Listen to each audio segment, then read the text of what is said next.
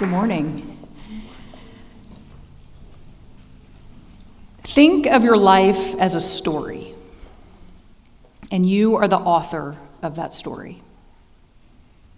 Now, think about all the people you've met, the places you've seen, the feelings that you've felt. You see, the experiences that we have and the decisions that we make eventually tell the story of our lives. And if you look closely at your story thus far, you'll start to understand who you are at your core. I would argue that we all have greatness within us. The challenge is knowing ourselves well enough to tap into that greatness. I really started to explore my life story when I entered the Dragon Scout class here at Stagen. Vid was my assigned coach, which quite frankly was terrifying, but ended up being one of the greatest gifts on my journey. During one of our coaching calls, Vid asked me, "What is that one string that can be pulled all the way through your life that defines you at your core?" Well, it definitely was not obvious to me at first. But as I journaled and sifted through the decades, a pattern emerged. It was a beautiful, sometimes painful, story that inspired and informed who I am today. My journey, or my story, really starts in the first grade. This is when I figured out I wasn't like all the other kids. Part of the daily class routine involved taking turns reading aloud. Well, reading did not come easy to me. Luckily, my teacher, Mrs. Hurst, would move in the same order around the room every day. So I would spend time counting the kids ahead of me, trying to figure out which page would be mine to read. Then I'd read ahead. My palms would sweat, my body would heat up, and then it would become my turn. My voice would shake, and I would inevitably butcher the words on the page. Always ending the exact same way, with me feeling humiliated. Well, this pattern continued on for several years, until the public school system decided to put me through days of testing. And when it was over, the educational experts came to me and my parents and said, "Elyse is just a below average student. You really shouldn't expect much from her academically in the future." I didn't know it then, but this completely shattered my academic confidence. I found ways to cope. Without knowing why, I was really drawn to the smart kids in the class. I figured out I could learn from them.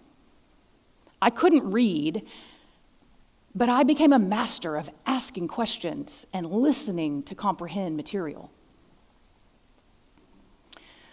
Well, my mom ended up being the hero because she would not accept that her daughter was below average. She saw something in me that the experts didn't, and I like to believe that she knew me before I could possibly know myself. So after more testing by more experts, I was finally diagnosed with dyslexia. Now, this all seems a bit crazy today, right? Because kids are diagnosed every day, and the teachers and the schools are equipped to teach to these differences. But in the late 70s and early 80s, these discussions were not mainstream. The diagnosis haunted me for decades. I spent years with tutors learning to read, and I made progress, but I remained petrified to read aloud, and I struggled to read in silence. In the 11th grade, my mom took me to have some aptitude testing done, and I remember being so excited, thinking they were going to highlight, all of my talents and the path that I should take in life. And then this devastating blow when the test administrator said, I really don't think Elyse will make it through a rigorous 4-year college. The reading will be insurmountable. So once again, all those feelings of humiliation just flooded my body. And it's at this point in my story that I start to understand that string that can be pulled all the way through my life that really defines me at my core. I don't know how, and I don't know why, but something inside of me always wanted to prove those experts wrong.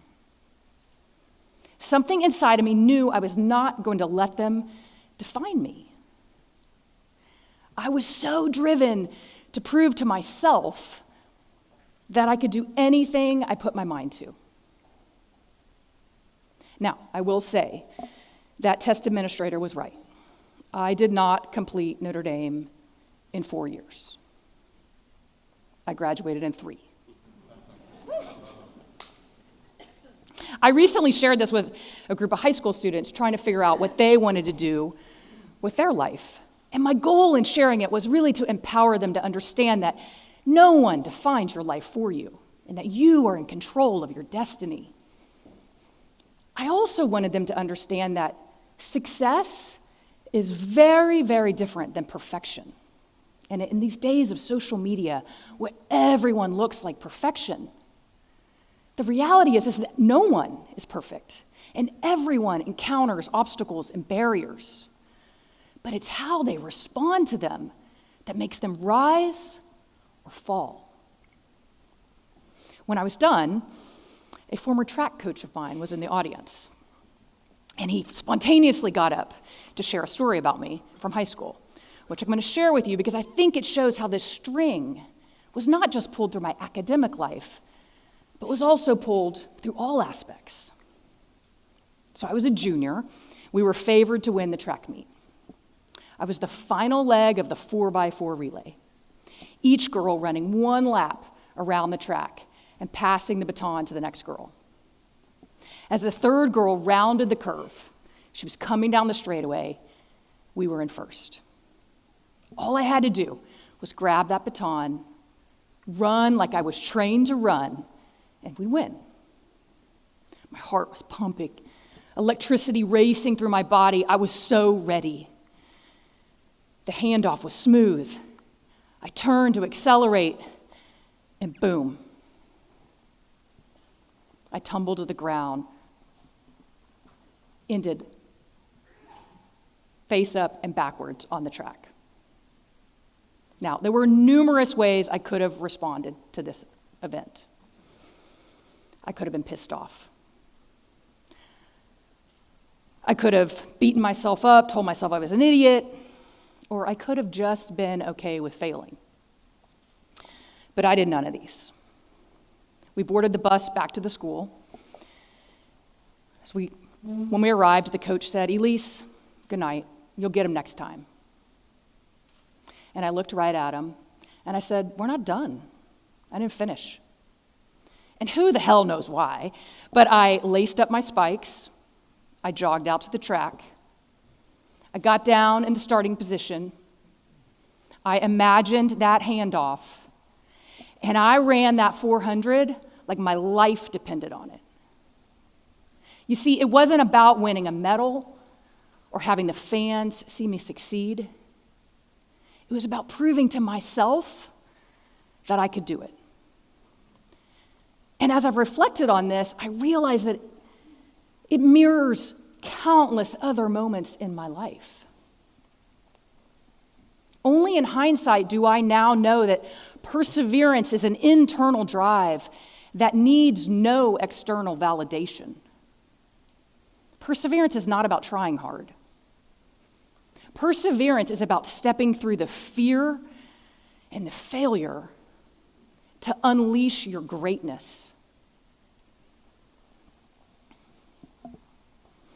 Throughout my life, I've been able to call upon this internal drive.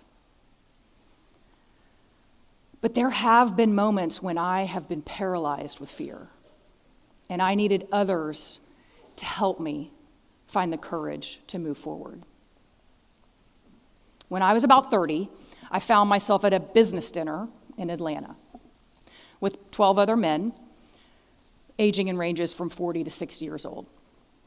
Dressed in suits, we sat down for what should have been a very forgettable business dinner. As with much of my life, I was the only woman at the table, but I didn't take note of that until the appetizers arrived. And one man from the same company as me, who was very, very good friends with our general manager, picked up the plate of fried plantains and loudly interjected to the table, "Elyse, would you like some fried penises?" The table went silent. As the plate was passed to me, I sheepishly said, "No thanks." Now, I wish I could tell you that the story ended there, because if it had, I wouldn't remember it today. However, the evening was filled with unconscionable conversations about the size of men's genitals and other sexual escapades. And the evening culminated with the men egging each other on, and the same man that offered me penises on a platter yells out, "Hey guys, get out your ones. We've got Elyse right here. Elyse, get on the table and dance for us." It was like time stood still. Now I ask you, what would you have done if you had been at that table with me?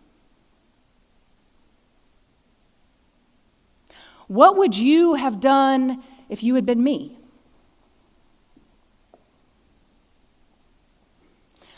What would you have done if your daughter had been in my situation? I ask you this because over the course of my life, I have been subjected to many situations like this, and some worse. I ask you this because how you respond matters. Well, let me tell you what happened. No one was brave enough to shut it down at the table. I remained silent. But 2 days later, one man, without my knowledge, reported the events to our HR. He spoke out for me when I was too fearful to speak for myself. And I'm forever grateful.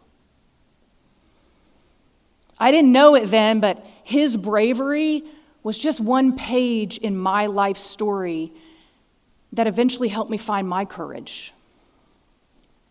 And years later, when I realized it was my turn to speak out on behalf of hundreds of women that were too fearful to speak for themselves. It took me a decade to step through my fear. A decade to break my silence. It took me a decade to find my courage to persevere. And this is coming from a girl who knows how to persevere. We may think silence is harmless because we think it means we don't have to get involved. But what I am learning is that even if we didn't cause the problem, it still might be ours to solve. Too often we remain silent because it's easier. But as Martin Luther King said in all of his greatness, our lives begin to end on the day we become silent about things that matter. The things you do today matter. For they have the power to start a cascade of change. If you know who you are at your core, you'll know how to respond. If you know who you are at your core, you will know how to summon the courage to persevere, no matter the consequences. As I stand here today, I'm still thinking about that string, and I'm pulling on it every day as I write my story. As a CEO, just like in that track meet years and years ago, just when everything looks like it's going so smoothly, obstacles pop up and knock me off my course.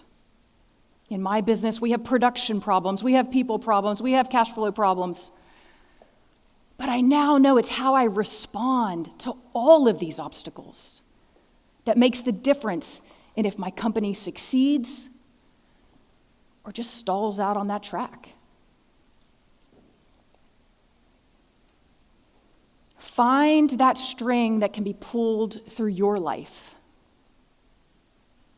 There is always going to be someone telling you that you're not good enough. And there's always going to be someone there to knock you off your course. And I promise you, it is always going to be easier to remain silent about things that matter. But it is how you respond to all of these things in your life that will determine if you unleash your greatness or not. Your life is waiting on you to respond, and the time is now.